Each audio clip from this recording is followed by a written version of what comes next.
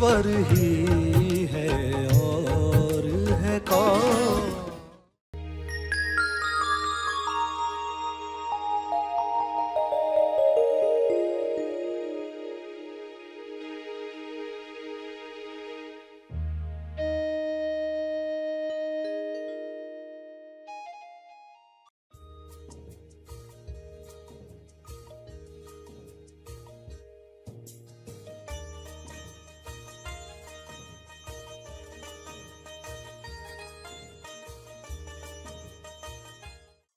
बुद्धि योग नहीं है, विवेक योग नहीं है, समझ का योग नहीं है, कर्मात्मा नहीं है, तो कर्म होते हुए भी जो फल आएगा वह फल कोई लाभ नहीं देगा। सभी को शुभेच्छा। हैप्पी थॉट्स तेज ज्ञान फाउंडेशन द्वारा आयोजित ध्यान प्रार्थना बीज बोने के लिए आप सबका स्वागत करते हैं। रोज हम सब मिलकर प्रार्थना करते हैं ताकि हम खुद भी स्वस्थ रह पाएं और जो बीमार हैं उन्हें भी हम अपनी प्रार्थना का बल पहुंचा पाएं। तो आइए ग्रहणशील रहते हैं और इस प्रार्थना का लाभ लेते हैं। सभी आंखें बंद करें। प्रार्थना में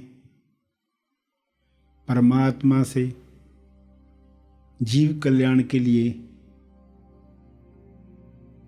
ऐसे शब्द कहें जिससे भाव जगे, तरंग उठे और वह तरंग चारों तरफ का वातावरण पॉजिटिव बना दे, नकारात्मक तरंग समाप्त हो जाए।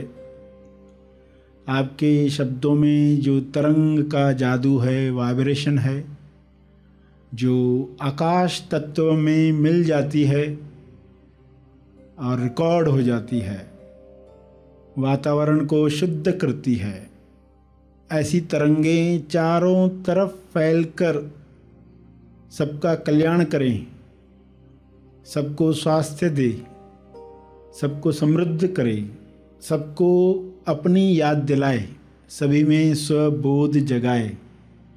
ऐसी शक्ति आपके शब्दों में है। आपके सकारात्मक विचारों में है। उन तरंगों को वाइब्रेट होने दें, हृदय से करें, उसके साथ भाव भी जोड़ें। ये भाव आपको ग्रहणशील बनाते हैं, अंतर मन तक विश्वास को पहुंचाते हैं कि ये संभव है, सभी स्वस्थ हो सकते हैं, सभी भाईचारे के साथ रह सकते हैं, सभी इस अज्ञान से मुक्त हो सकते हैं कि कम बनाया गया है छीनकर ही प्राप्त होता है। ऐसा अज्ञान आपकी प्रार्थनाओं से समाप्त हो, इस समझ के साथ सभी प्रार्थना करें। हे परमात्मा, आपने सब भरपूर बनाया है। आपके दिव्य योजना में सबके लिए आनंद है, प्रेम है, समृद्धि है, पैसा है, स्वास्थ्य है, संतुष्टि है। किसी चीज़ की कमी नहीं रखी गई है। यह ज्ञान सब में फैल जाए।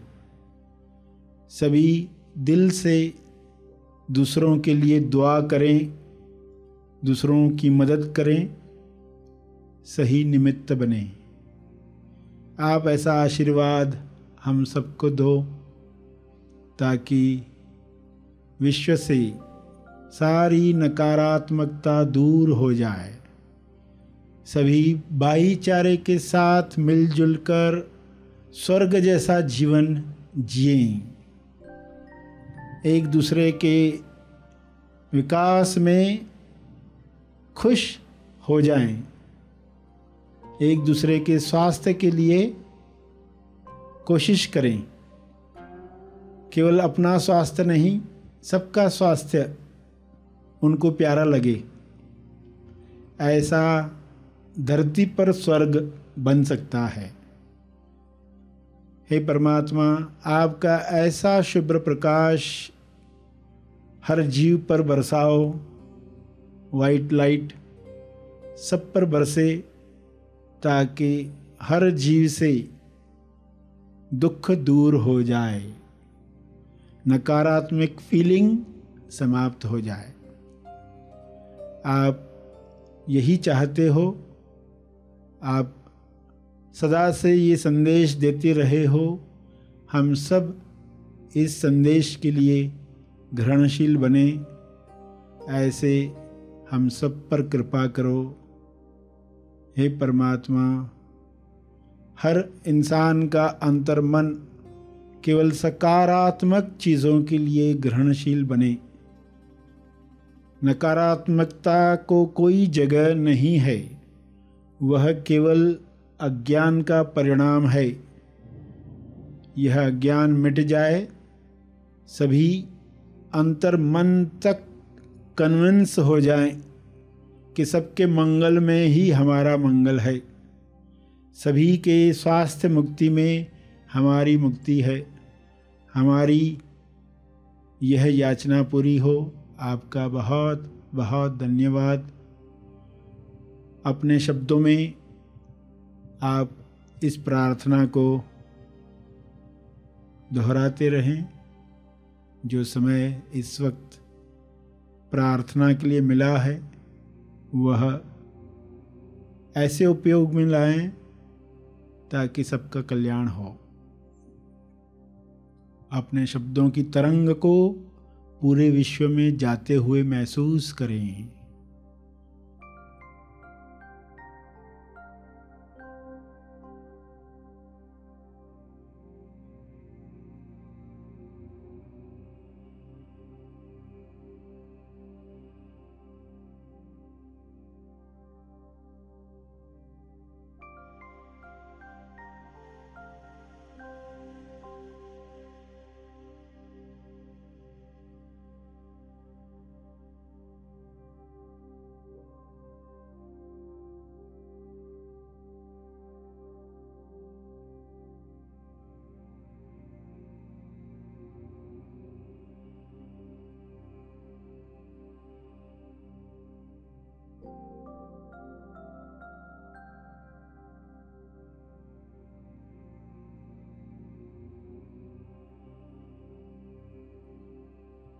महसूस करें सकारात्मक तरंगों को।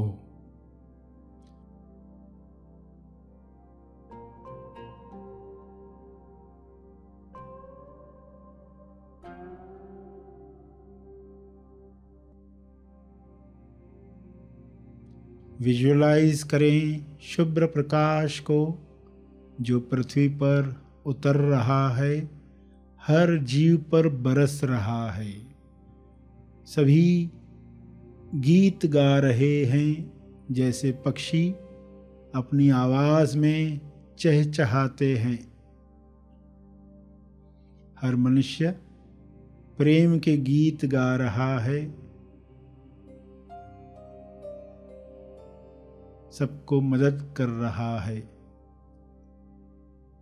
ऐसा दृश्य प्रकट हो रहा है। मैं बहुत आभारी हूँ।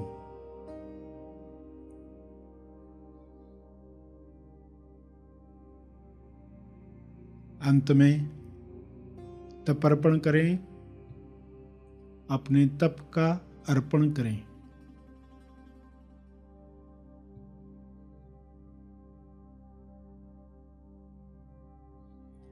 इस अर्पण में सबका भला हो, तेज मंगल हो, तेज मंगल हो।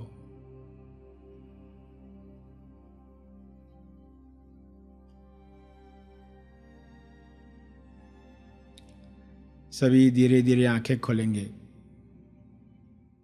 आइए सब ग्रहणशील होते हैं एक चेतना संदेश सुनने के लिए।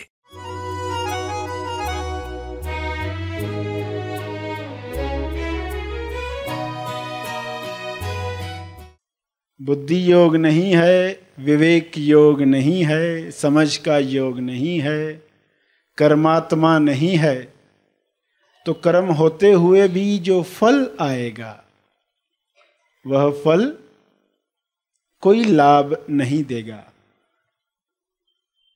तो अगर समझ है तो तीनों के कॉम्बिनेशन से, योग से आप सही कर्म कर पाओगे। किस भावना से आप सीमा पर युद्ध लड़ रहे हो। अर्जुन युद्ध के मैदान पर किस भाव से लड़ना शुरू करता है। अर्जुन को सही कर्म योग सिखाने के लिए कृष्ण ने क्या क्या बताया और बार बार बताते रहे। सारथी कृष्ण को बनाया गया तो उसका फायदा यह हुआ कि जो गलतियां सभी योद्धाओं से होती हैं, जो गलतियां सभी इंसानों से होती हैं, वे होना बंद हुई। यानी कर्म का बंधन नहीं बना। हालांकि युद्ध किस तरह का कर्म दिखाती है, जहां हत्या हो रही है, जैसे सीमा पर फौजी मार रहा है, तो क्या वो पाप कर्म हुआ? वह पाप कर्म नहीं हुआ। पाप कर्म हो सकता है, वही क्रिया पाप कर्म हो सकती है यदि उसमें द्वेष आ जाए, यदि उसमें नफरत आ जाए।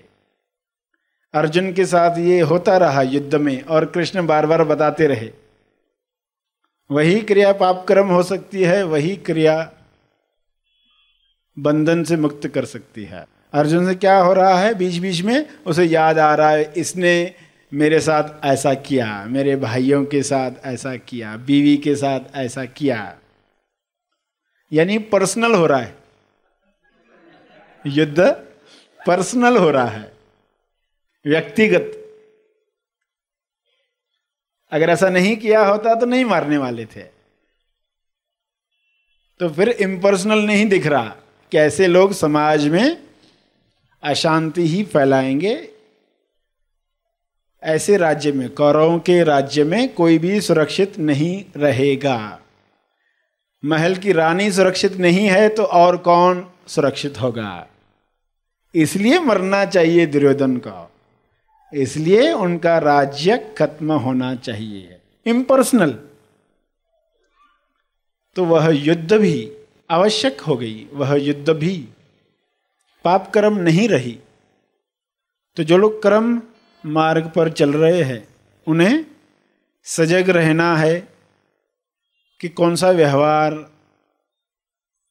कहीं प्रतिक्रम तो नहीं बन रहा, कहीं कुकर्म तो नहीं बन रहा, बेहोशी में कहीं किसी का नुकसान तो नहीं हो रहा। तो वह कर्म योगी बनने लगा है। कर्म के साथ भाव भक्ति का है, वाणी मौन से निकल रही है, विचार उस समझ के साथ, बुद्धि से, विवेक से।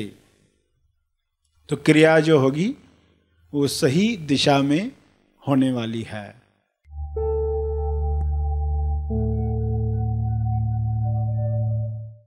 प्रार्थना और मार्गदर्शन का सभी ने लाभ लिया। आइए यहीं पर समाप्त करते हैं, कल फिर मिलेंगे।